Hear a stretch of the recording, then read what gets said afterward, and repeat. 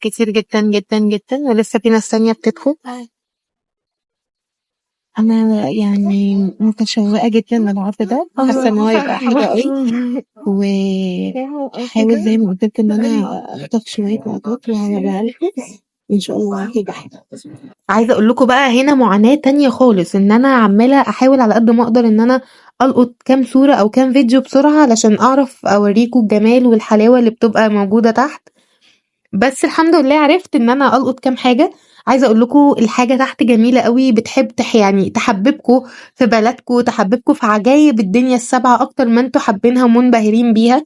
وبجد كانت حاجه جميله جدا جدا لحد ما جت اللحظه ان الفيلم خلص. وبجد كنت زعلانه قوي وكان فيلم تحفه. وهنا اخيرا الفيلم خلص وطلعت.